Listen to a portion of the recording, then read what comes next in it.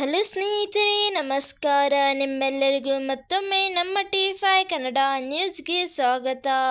ಸ್ನೇಹಿತರೆ, ನಾವು ಇವತ್ತು ರೈತರಿಗಾಗಿ ಒಂದು ಬಂಪರ್ ಗುಡ್ ನ್ಯೂಸನ್ನು ತಂದಿದ್ದೇವೆ.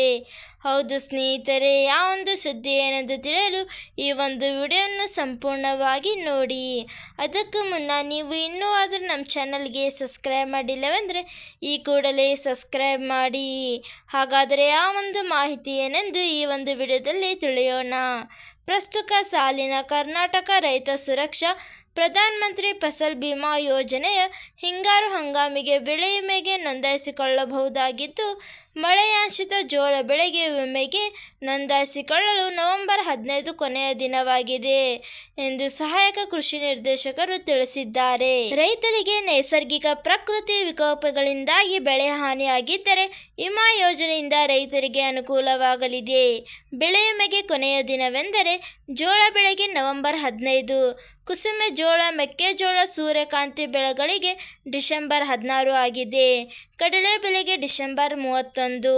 ಬೆಳೆಗಳ ವಿಮೆ ಮಾಡಿಸಿಕೊಳ್ಳಲು ಹತ್ತಿರದ ಸಾಮಾನ್ಯ ಸೇವಾ ಕೇಂದ್ರ, ಗ್ರಾಮ 1 ಕೇಂದ್ರ, ಯಾವುದೇ ಸ್ಥಳೀಯ ಬ್ಯಾಂಕ್, ಸಾರ್ವಜನಿಕ ಸೇವಾ ಕೇಂದ್ರಗಳಿಗೆ ಸಂಪರ್ಕಿಸಬಹುದು.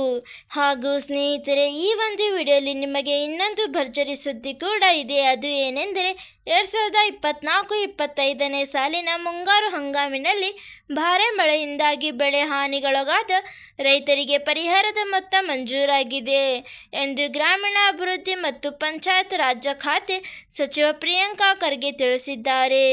ಮುಂಗಾರು ಹಂಗಾಮಿನಲ್ಲಿ ಮಳೆಯಿಂದ ಹಾನಿಗೊಳಗಾದ ಕೃಷಿ ಹಾಗೂ ತೋಟಗಾರಿಕೆ ಬೆಳೆ ಹಾನಿಯ ಮೊದಲ ಕಂತಿನ ಪರಿಹಾರವಾಗಿ 13.2 ಕೋಟಿ ರೂಪಾಯಿ ಇನ್ಪುಟ್ ಸಬ್ಸಿಡಿ ಮಂಜೂರಾಗಿದೆ.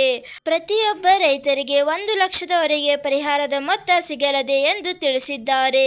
ಇವತ್ತಿಗೆ ಇಷ್ಟೇ ಸ್ನೇಹಿತರೆ. ಈ ಒಂದು ವಿಡಿಯೋ ಇಷ್ಟವಾದಲ್ಲಿ ಲೈಕ್ ಮಾಡಿ ಹಾಗೂ ನಮ್ಮ ಒಂದು ಚಾನಲನ್ನು ಸಬ್ಸ್ಕ್ರೈಬ್ ಮಾಡುವುದನ್ನು ಮರೆಯಬೇಡಿ. ಹಾಗೂ ಈ ಒಂದು ವಿಡಿಯೋನು ನಿಮ್ಮ ಎಲ್ಲ ಸ್ನೇಹಿತರೊಡನೆ ಶೇರ್ ಮಾಡುವುದನ್ನು ಮರೆಯಬೇಡಿ. ಹಾಗೂ ಮುಂದಿನ ಒಂದು ಹೊಸ ವಿಡಿಯೋದಲ್ಲಿ ಸಿಗೋಣ.